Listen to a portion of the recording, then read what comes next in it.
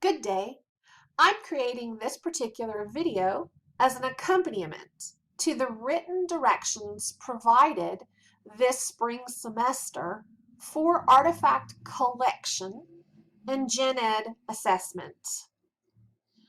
I will want to have a few documents pulled up in order to complete this successfully. First and foremost, obviously, the directions. These directions were provided in the body of the email sent to you, but I also included them as an attachment in Word format. That way, should you desire, you can download it and, of course, print it out, set it next to you as you work on your desktop. I'm going to keep it up digitally here as I go through it. You'll want also to have your Gmail account pulled up so that you can access the shared Google Drive, which I will show you in a moment, and each section of your classes from which you'll be pulling student artifacts in BandWeb should be pulled up. I'm using mine here.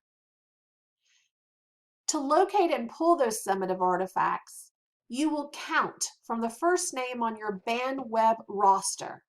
We're asking again that you please do not use your CourseDen roster, even though we're all working in CourseDen now. So, for instance, if I were asked to pull the 5th student from my section, I would simply begin here from the first student on my roster and count down to 5. This is the student whose work I would produce if asked for student number 5 from this section.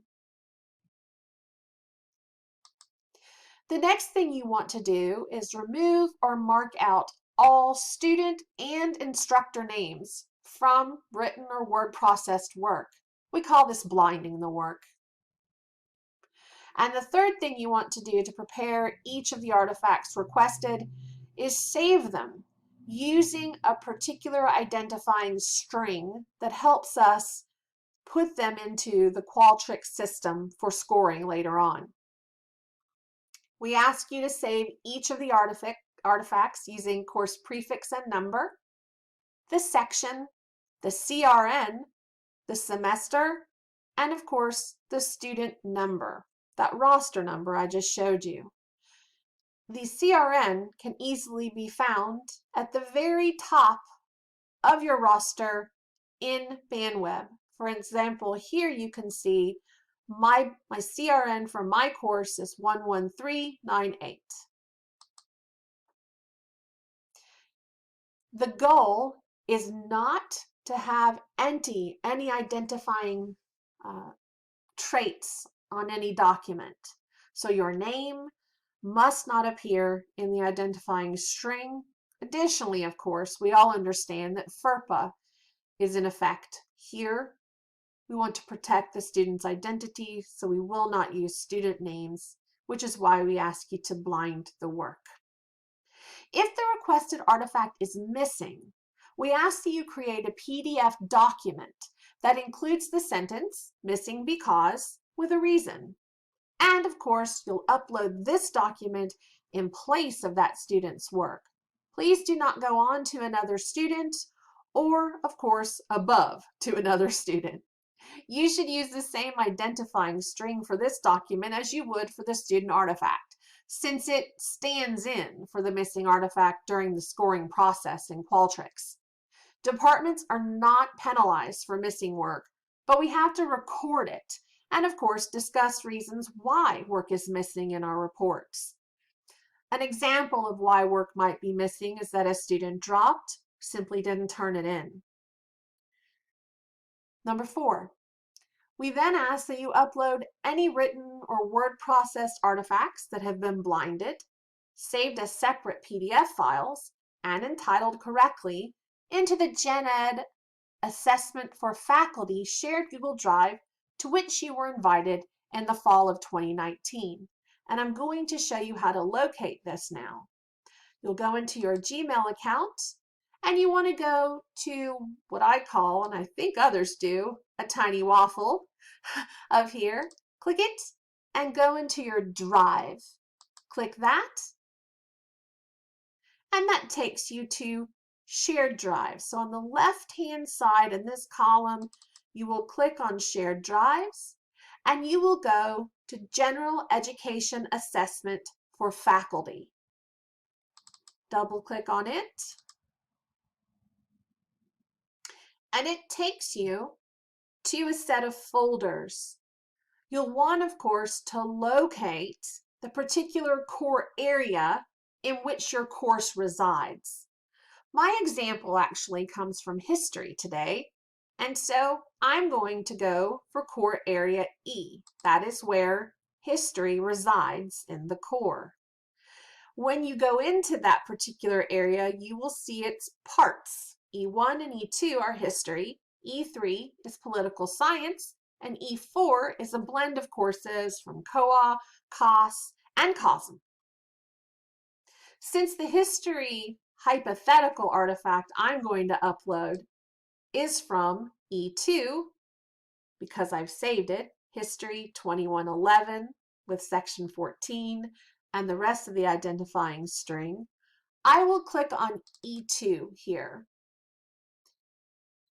When I go into E2, I will see the courses taught in E2 nesting there. And since this class is 2111, I would want to click on that folder.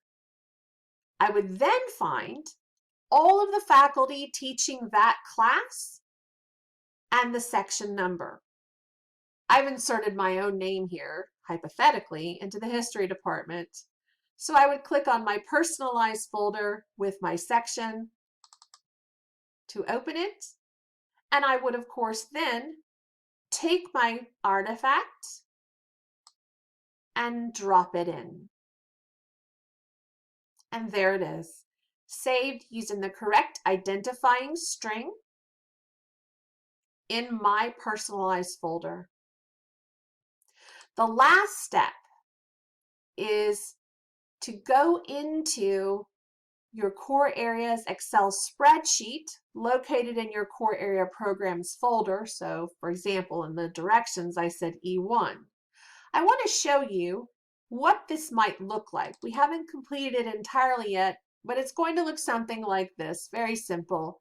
The faculty name, the course, the section, and my job as a faculty member when I am done is to go in and put an X. That way, I signify that I have completed the process, this 5-step process, for in fact, uploading my artifacts. Most faculty will turn in no more than 10 artifacts, and so you would want to take each artifact through this process I've just outlined. The last bit of direction involves you speaking with your department chair to see if you will serve as a faculty assessor during the scoring period for this semester's artifacts. For this extraordinary semester, our scoring will not occur in May. It will occur during the 3rd week of August 2020.